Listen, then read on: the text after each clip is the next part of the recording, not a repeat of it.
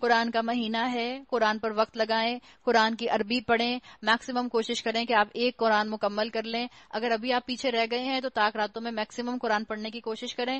خواتین اکثر کہتی ہیں ہم طاق راتوں میں کیا کریں. آپ 2 رکعت نیت کریں، 2 رکعت نفل سمپل، اور اس کے بعد آپ قرآن پڑھیں. 1 رکوع 2 رکوع جتنے آپ آسانی سے پڑھ سکتی ہیں.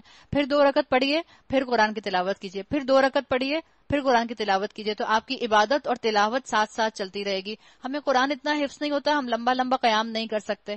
تو بہت اچھا طریقہ ہے کہ آپ اس مہینے کو بس قرآن کا مہینہ بنا لیں.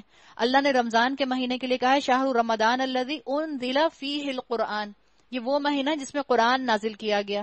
تو اللہ نے یہاں کہہ دیا عربی قرآن بنایا ہے، تو میکسیمم عربی قرآن کے ساتھ بھی وقت گزاریے.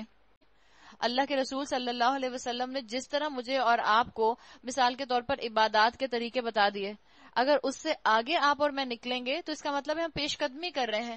اللہ کے رسول صلی اللہ علیہ وسلم آپ کو اور مجھے بتا گئے کہ شب قدر کے اندر عبادت کرو، نوافل پڑھو، قرآن پڑھو، کوئی اس کے اندر قید نہیں ہے، جتنا چاہے نوافل پڑھو. ہم کہتے ہیں میں 4 رکعت پڑھوں گی اور ہر رکعت کے اندر جو ہوں، مثال کے طور پر میں 36 دفعہ سورہ فاتحہ پڑھوں گی، 40 دفعہ جو ہے میں سورہ اخلاص پڑھوں گی. یہ سب کرنے کی ضرورت نہیں ہے. اللہ کے رسول صلی اللہ علیہ وسلم سے جو عبادات ثابت ہیں وہ کیجیے. یہ جو کتابوں کی کتابیں آپ کو اور مجھے نظر آتی ہیں شب قدر کی عبادات کے اوپر، اور اس میں نوافل پڑھنے کے مختلف طریقے لکھے ہوتے ہیں، اتنی دفعہ یہ پڑھ لیں، اتنی دفعہ یہ پڑھ لیں، اگر وہ کسی صحیح حدیث سے ثابت ہیں تو ضرور پڑھیے. اور اگر وہ کسی صحیح حدیث سے ثابت نہیں ہے تو کیا یہ عبادات کے اندر اللہ کے رسول سے آگے نکلنا نہیں ہو جائے گا؟ بالکل ہو جائے گا. تو دین کو آسان بنائیے. اللہ نے یہ دین مجھے اور آپ کو آسانی کے لیے دیا ہے تاکہ آپ اور میں آسانی کے ساتھ اس دنیا میں رہ کر اس دنیا کو بہتر رہنے کی جگہ بنا سکیں، اپنے مقصد کو پہچان سکیں. اللہ کے رسول سے آگے پیش قدمی مجھے اور آپ کو نہیں کرنی.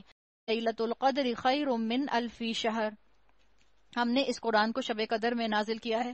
ابھی بھی شب قدر ایک رہ گئی ہے. خوب کیش کریں، خوب انویسٹ کریں، خوب دعائیں کریں، کثرت سے استغفار کریں. اور اگر مجھے اور آپ کو ذرا سا بھی شب قدر کی اہمیت کا اندازہ ہو جائے، آج کل کی راتیں تو بہت ہی آسان شب قدر کی راتیں گزری ہیں، چھوٹی چھوٹی راتیں، اور پتہ بھی نہیں چلتی کہ انسان نوافل پڑھے.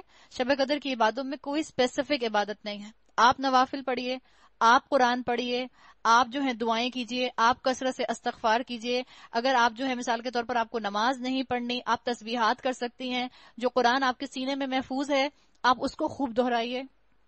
آپ کوئی قرآن کا لیکچر سنیے، لیکن آپ کثرت سے عبادت کا اہتمام کیجئے. محروم ہے وہ شخص